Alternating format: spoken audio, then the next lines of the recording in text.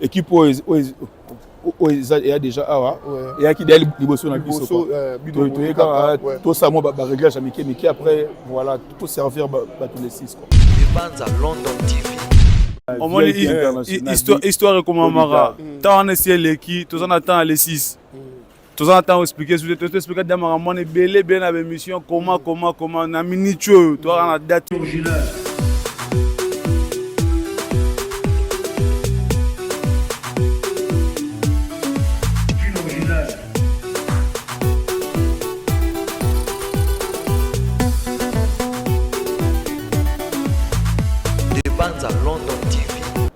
Ben voilà, salut partout dans le monde entier, à vous tous qui êtes en train de me suivre en ce net moment. Quant à moi, les vôtres, humbles serviteurs, Pichankim, les soldats de la presse européenne, les soldats de la presse congolaise, toujours au four au moulin, rien que pour vous servir. Pour vous servir, c'est mon devoir de vous informer. Voilà, comme d'habitude, dans un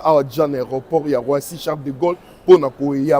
accueillir, artiste Nabino, Bana, Imper Obomo, on a déjà, il y a pour présenter partout dans le monde entier. Chikito Papa Paradia Otalabiso, donc événement déjà le 6 octobre ici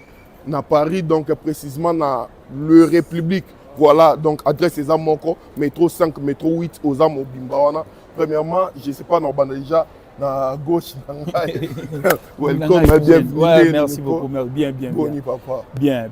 Machine, vraiment, tout.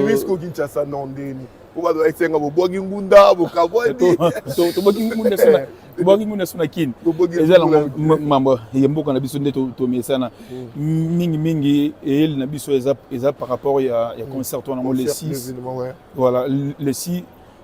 octobre 2024 na salle les républiques tout ça ça dit à partir de 19h déjà to bandi marambutu voilà donc le 6 faut retenir déjà le 6 octobre oui eza production il y a Imper dans les républiques et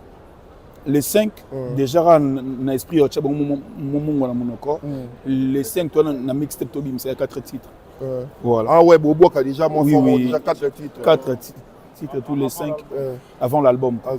déjà maram tout dessine kin mais nous se dessine ah il y a encore bobo déjà tous les gars tout ça dit la répétition sur une équipe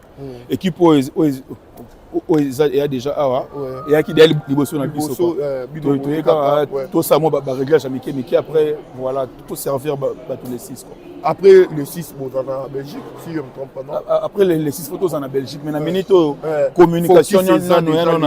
dit rendez-vous les 6 donc ba non ba sombe ba tikete ba artiste na bino baza déjà na terrain donc beau précipité bali habitiri pe ça on a déjà na page na bino pe oui ezali sokotika na bio ya MPR ata na Facebook na Instagram et tout au monde ça dit lien ça na au cliquer na lien au côté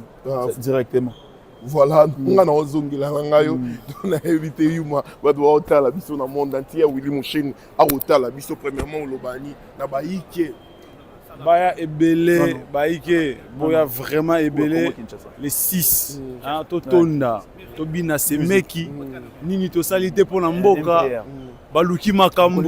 donc boya ebele boya vraiment ebele les 6 na salle République à partir de 19h pour te faire moi solo bandi et puis les 5 musique a été toujours mis sa mixtape pour 4 titres avant l'album donc restez connectés bana mai que tout le monde entier toi dans Paris descend déjà à Paris en donc MPR tous en abino tout na ça bien fort oui voilà message ya ngwana na baike nyonso le 6 octobre déjà tozala wana bayo no basombi ba tikete bo précipité boya okuta boya yoka banzembo na bino donc voilà biso baloba que non Congolais sombara bien etango suka tout ça la exception d'accord semaine asuka ngo donc totonda pena na ticket somba malwa ya dega ya tembe to kutana na ça bien fort et partout en Europe donc boya yoka ba bilengi en live invité vraiment ba titre pesé belé to banda na place ba titre belé to banda na place to banda to suksa na biloko et les 5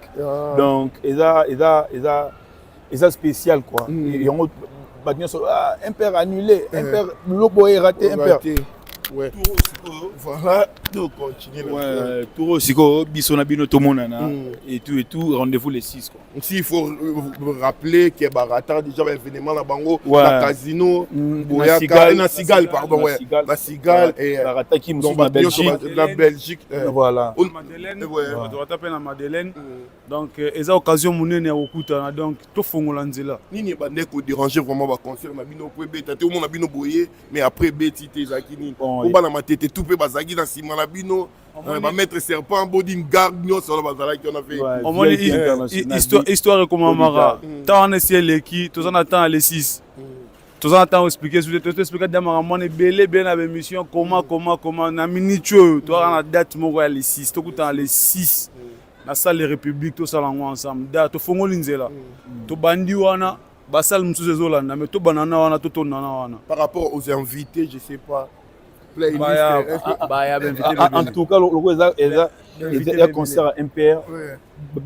invité surprise basé belé misusu bomone wana ba vidéo misusu pe bomoni noté rendez-vous jour J eza concert ya MPR na ba invité na mais ba invité to garder non combo pour masquer bango non ba bon mais ba oh non ba moni na ba sel ba vidéo donc ba ozala wana nde ba lira miss guys ma était aussi wa uta usala mais ça na biso ko to sika za yango to mo na ka rendez-vous les 6 rendez-vous les 6 et ça concert et ça célébration boya tous célébrer ensemble voilà c'est un concert live avec équipe et accompagné bino ouais biso de tobeta kaka live ouais tobeta kaka live bloc alors to kala ba disque en live score boya tobeta la bino live biso tobeta kaka live voilà pour ratété Arton Sénat de Canton Bozala wana j'aime Boda Chiquito Papa Paradis restaurant Paradis secret yo to le gars kuna on a pas watiner nga image dans ba son ngolian à Paris bien faut oleka vraiment na restaurant Paradis c'est écrit chez Chiquito Papa Paradis. Mais voilà quoi. Mais voilà. Voilà donc bana impère na bino bangoyo mais nga éviter il m'a éviter la ligne ta sur machine pour ça dans le moins avion tracassé toi nini bakela sibeto tangi ya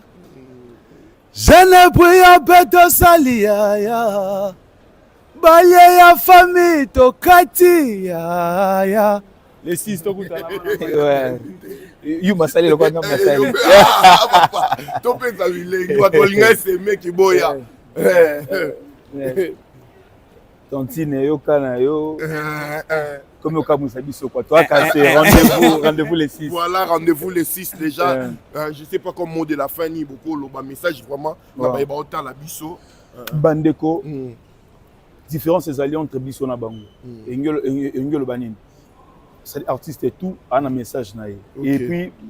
message polémique aussi faut signaler message na biso bino nyonso boyebi yango message na biso eza combat na biso otoza nango depuis ba année belé o pe ça que ba combattre biso depuis ba année ebele eza bien kokobina komela kosala nyonso mais eza bien makasi